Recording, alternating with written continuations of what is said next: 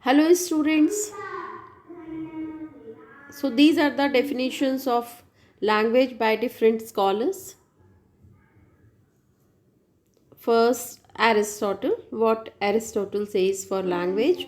He says that speech is the representation of experience of the mind.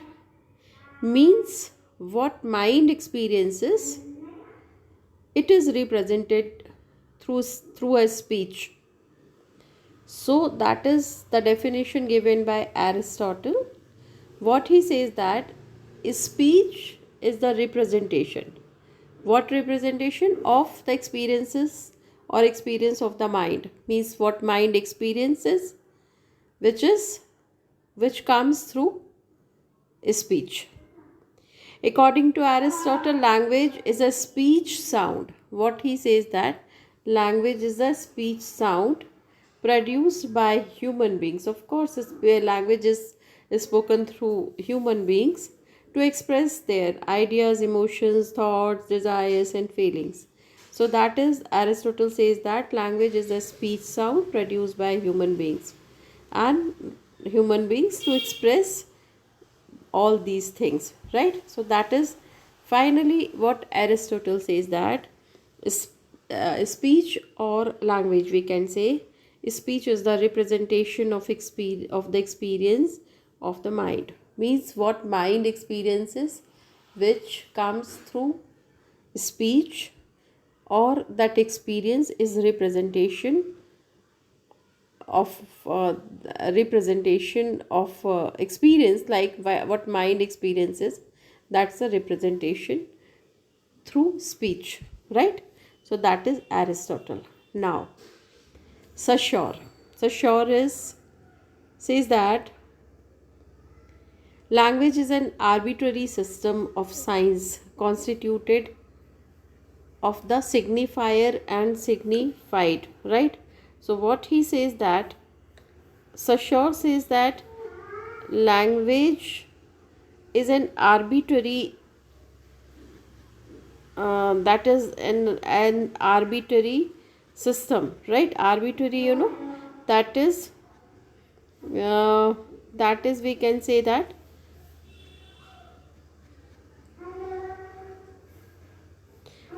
what Saussure says that language is uh, is an arbitrary system, right? So Ferdinand Saussure says that it is an arbitrary system of signs. Signs means symbols, we can say, or shapes, we can say, constituted of the signifier and signified, right? Signifier and signified. So signifier and signified, right? So what is signifier and signified? Signifier is a physical appearance of sign. For example, that's a word, any word or image or sound, and signified is concept. So please understand, signified is the concept and signifier is the, that is uh, that is image, we can say. For example, we can say that if you say that cool, so if we take the spoken word cool, so that as a signifier, what might be the signified? So that the cool is a signifier, okay, that word. And in one context or situation, cool might refer to temperature, but in another it might refer to something as stylish or popular. So that is signifier and signified. What's the signifier and signified? That is uh, as we say that physical appearance of sign. Physical appearance means through words, graphemes, which is called through word, image or sound, that is physical appearance, that is called signifier. So just remember that physical appearance is signifier, while concept, while the signified is the concept or meaning. Signified is the concept or meaning associated with signifier. So that's a for example image of tree, and then that's a signified is the meaning, right? So concept or meaning, what do you mean by tree? So tree is just what we can say, that leaves and all, right? So that is tree, nature, right? So signifier, signified, little bit different, like these are the technical terms. But yes, he talks about, he says that first of all, that's a language is a arbitrary system of signs constituted of the signifier and signified. In other words, language is first. He has divided into different steps. That first, what language is first a system based on no logic and reason. So Ferdinand Saussure says that language is not based on uh, no logic or reason. And secondly, the system covers both objects and expressions used for objects. So objects and expressions used for object. For example, if I say that this is the tree, right? So this is an object, right? Object, that's a object, and this is the expression tree. So this is actually tree, and this is the word tree. So this is expression. Okay, now third, what he says that thirdly, that's a objects and expressions are arbitrarily linked. Means we have linked with, this is tree, right? And this is am I making it again, this is tree, right? Right, this is tree, and this is, this group of letters is associated with this shape is called. So that is third, what he is saying, that objects and expressions are arbitrarily linked, right? And finally, expressions include sounds and graphemes used by human for generating speech and writing respectively for communication. So what? And finally, expressions include sounds and graphemes, right? So sound, what I'm speaking, that's a fan. So that's a fan as the sound, and grapheme means these three words we use the image of fan. So this is called grapheme, this is graphemes. Okay, now, so used by humans for generating speech and writing. So speech, I'm speaking, writing, what I have written here. So that is this fallacy, that's a definition by Saussure. And he says that that's a arbitrary system. Second, he says that, in other words, it is based on, first, no logic, no reason. Number two, that covers objects and expressions. Thirdly, objects and expressions are arbitrarily linked. Finally, expressions include sounds and graphemes used by humans. That is basically used exclusively used, languages used by human is language, right? That system is used by human is called language. Now, Sapir. According to Sapir, language is a purely human and non-instinctive. Very important. That's a purely human. Actually, this language system is developed by human only among all living beings, and non-instinctive. Instinctive is inborn. Instinctive is inborn, and non-instinctive means not inborn, which has to learn is non-instinctive. So first he says that purely human. Secondly, he says that non-instinctive method of communicating ideas, emotions, desires, etc. And through desires, through a system of voluntarily produced sounds. These are voluntarily produced sound. If you want to produce through this sound, so this is voluntarily produce sound, right? The definition of Sapir expresses that language is mainly concerned with only human beings, which is his major concern, that only mainly concerned with only human being, and constitutes a system of sound produced by them for communication. So what he says that he Sapir says that language is mainly concerned with only human beings and constitutes a system of sounds produced by them for communication. Okay. Now next definition. Next is that's a Bloomfield and then Bloch and Traeger. So what Bloomfield says that's a Leonard Bloomfield.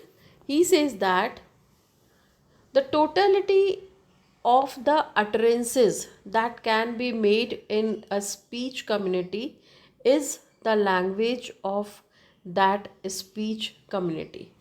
Totality of utterance, whatever we speak in our community, through different sounds that can be made in a speech community is language, whatever. Like if we talk, we have seen that laborers, they talk like Rajasthani, they talk in their community, we talk in our community. So that is whatever speech we use, that's a part of language of that speech community. Bloomfield's definition of language focuses on utterances, sentences, right? So focuses on utterances produced by all communities, people. Whatever sentences we use, that is utterances, and hence overlooks writing.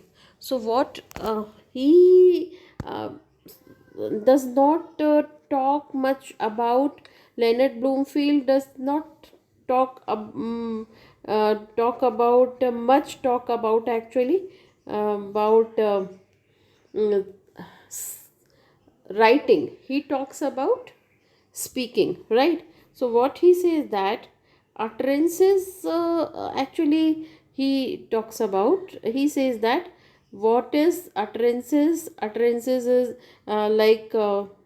expressions or right? So that is verbal or written remark or expression or opinion.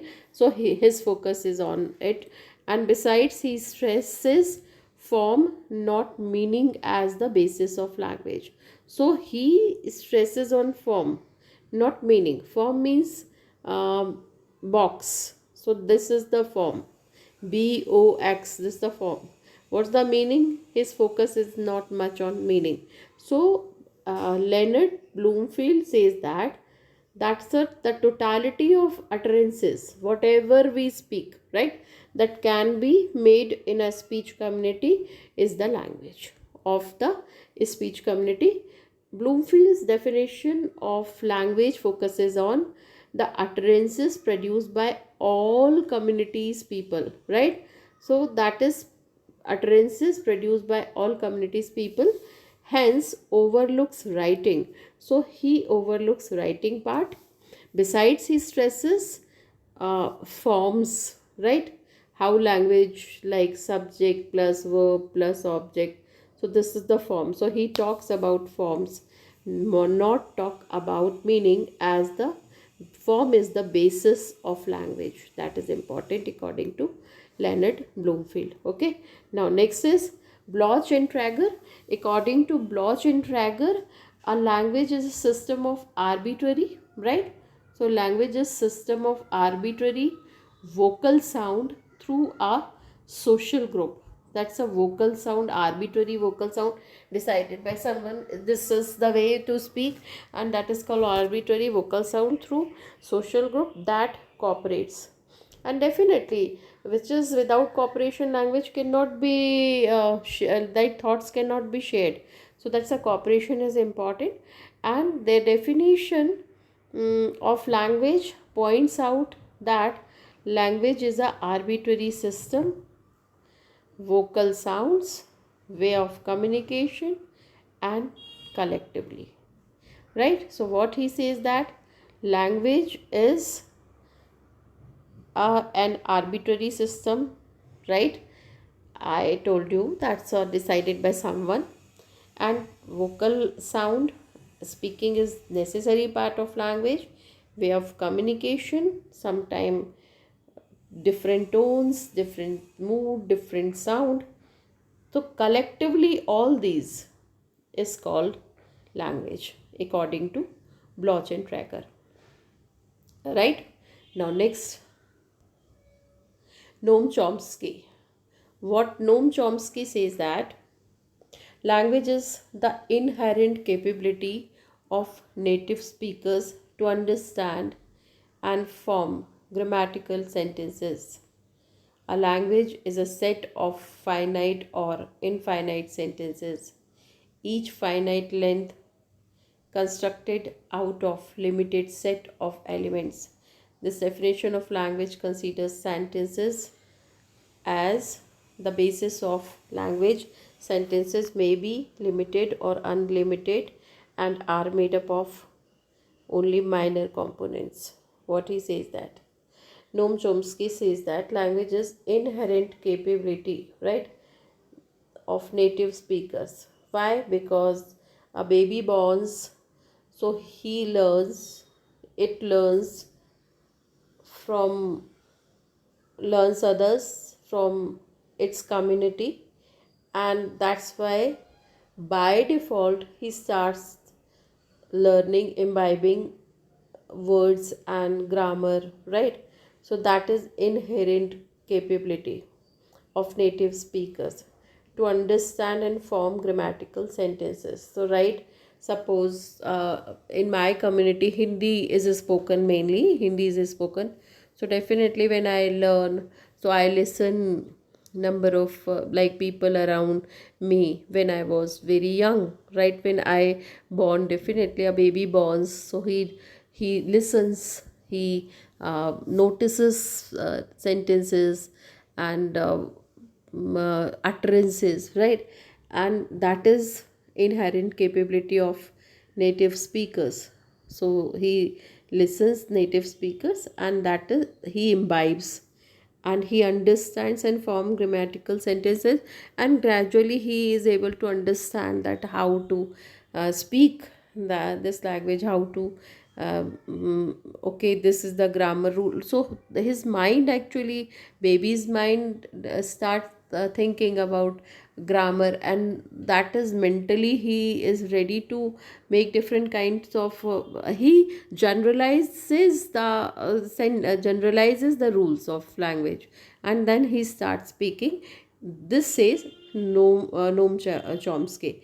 A language is a set of finite and infinite sentences. So that's a language where a number of finite sentences, infinite sentences, each finite length constructed out of limited set of elements. So finite sentences, definitely limited set of elements, that is finite. And then the definition of language considered sentences as the basis of language. So main thing is that the sentences are the basis of language, and sentences may be limited or unlimited and are made up of only minor components. So minor components are what? Subject, verb and object, right?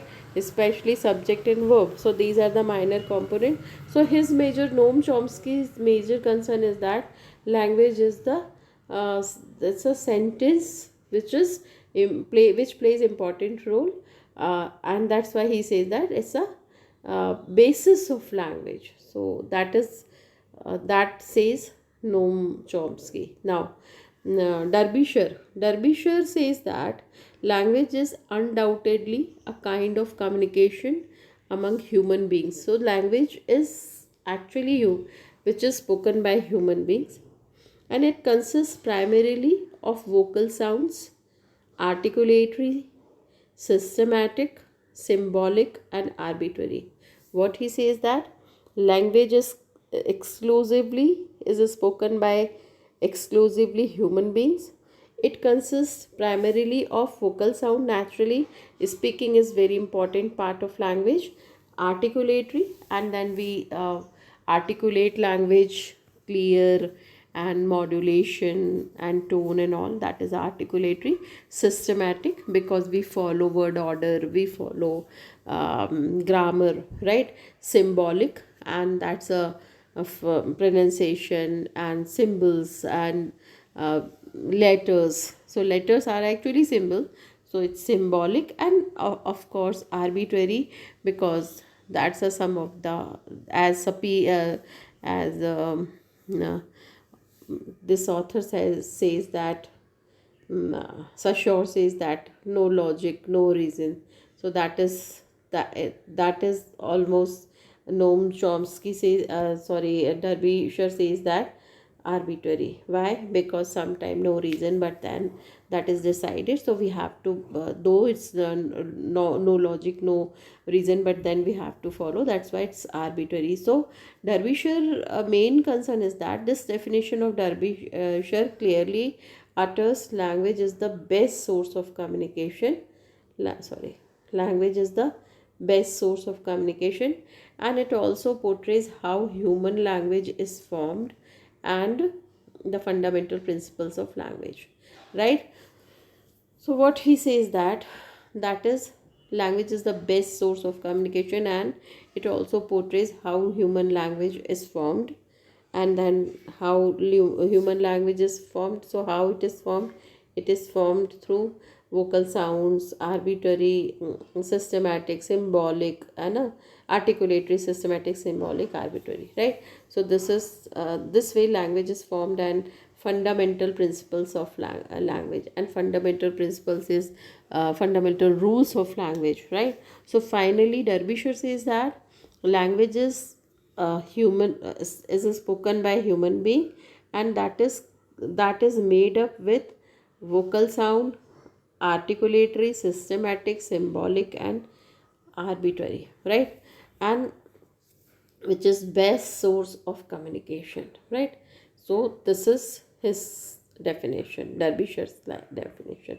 Then Loin, so that Lyons says that according to Lyons, languages are principal communication system used by particular group of human beings. Naturally particular group of, because our group speaks Hindi, others group speak English, others Marathi, Tamil, Kannada, number of languages within specific society of which they are member. I am the member of Hindi society, for example. So that is what Lon says, that languages are the principal communication system. That's a principal communication system, main communication system, chief communication system used by popular groups of human beings.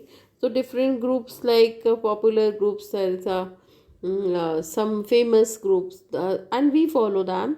So that's the popular groups of human beings. Of course it is spoken by human being within the specific society. And the previous author has also says that's a community or society of which they are members. So native or community, so we are the member of which community. Accordingly we speak the vocabulary, words and grammar we use, and the language we choose. Especially Lyons points out that language is the best communicative system of human beings. That definitely language is the best communicative. However, non verbal communication is also there, but language system is very big system of human beings by particular social groups, because different social group, different languages spoken, you know, so in that particular social group. So that is Lyons. Now next is Henry Sweet. So what he says, that he is a phonetician, right, and language scholar, says that language is the expression of ideas, naturally expression of ideas by means of speech sound, right, combined into words. So speech sound which is combined into words. So what I'm speaking, this is a speech sound, but I'm expressing through different words. So words are combined into sentence. This combination answering to that of ideas into thoughts. So that's a first words, then sentences, and that sentences means thoughts. So this is the sequence. Very simple and very beautiful definition is given by Henry Sweets. he says that language is expression of ideas by means of speech sound combined into words. So words are combined into sentences. So first words, and for words means speech sound, right? So this way we can say thought before thought. What we use, sentence. Sentences are made up of words, and words are the combination of sound, speech sound, sorry, and that is language. This way, okay.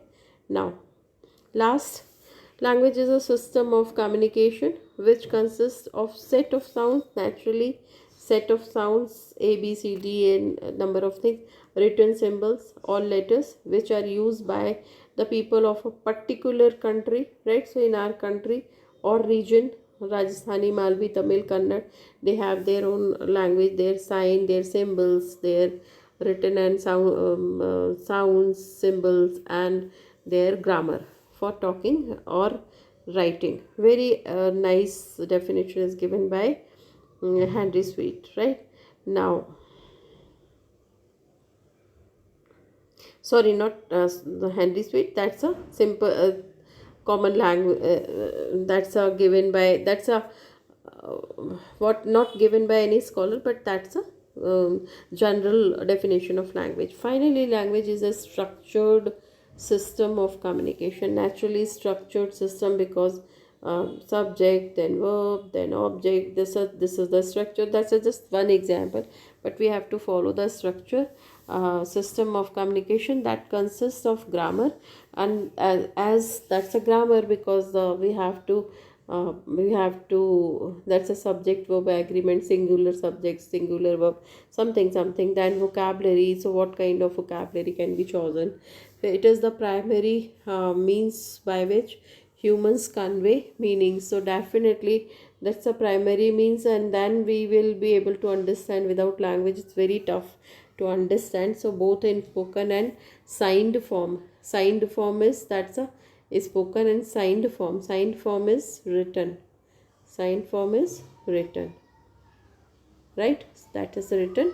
So signed form may also be conveyed through writing. That is, signed form is writing symbols, right? So that is these are the languages. Finally, if you conclude, that's what the common characteristics of language. From here you can understand that first of all, language is the, what we say is, that's a speech sound. First characteristics. Number two, that is exclusively used by human beings, which is used by which is developed by human beings through thoughts, desires, and all, right? Then no logic and a reason, right?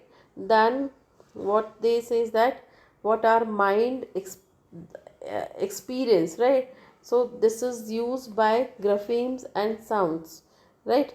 Then what we say is that we can conclude that that is the arbitrary language, is the an arbitrary system, right? So these are the different characteristics, right?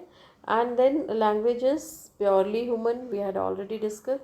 Non instinctive, you can add non instinctive, right? And then constitute systems are, that's a use for communication. And then language is the what we can say that that's a uh, here something new, that's a arbitrary, yeah, vocal sound we have already discussed. And that's a cooperation is required to speak, right? So that is there. Then